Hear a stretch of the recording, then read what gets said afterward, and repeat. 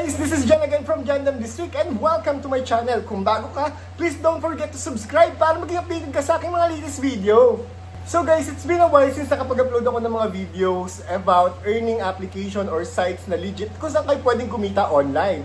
At syempre guys, ngayon meron akong tinry na 4 na website na literal na nagbabayad talaga. Share ko sa inyo to with additional tips. At syempre, umpisa na natin agad. Pakita ko na sa inyo yung mga website kung saan kayo pwedeng kumita online. Syempre guys, ang una nating website ay walang iba kundi ang YouGov.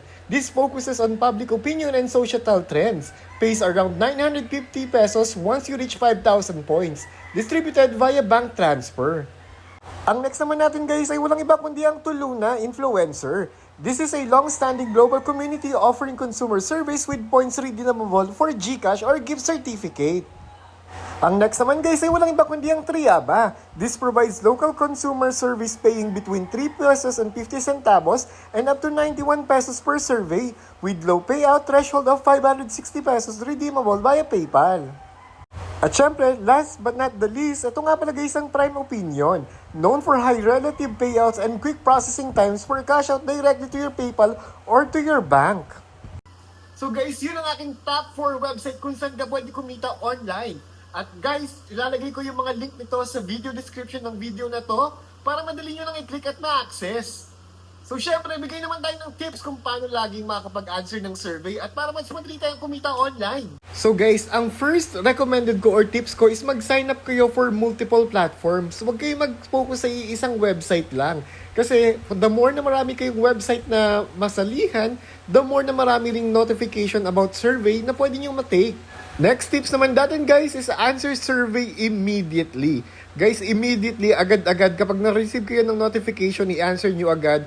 Kasi there are times na nagla-lock yung mga survey, meron silang quota na number of participant lang na pwedeng i-take. Kaya as long as meron ng available, i-take nyo na agad. And also, be realistic sa mga answer ninyo guys. Huwag nyo namang sabihin na porket may isang question dun, sasabihin nyo na mayroon kayong 50 cars para lang ma-qualify kayo. Hindi ganun guys. Kailangan realistic yung mga information na ilalagay ninyo.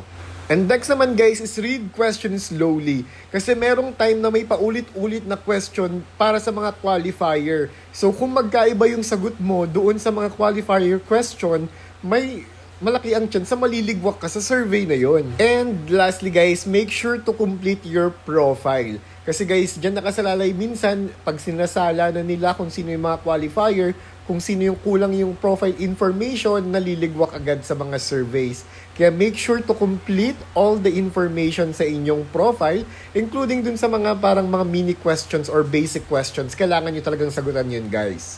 And that's it guys for today's video. Sana nakatulong to sa inyo. If you have time, please subscribe and like the video naman. Palambing naman o konti. And by the way guys, para maging updated kayo sa aking mga latest video, so subscribe na. And that's it guys for today's video. See ya!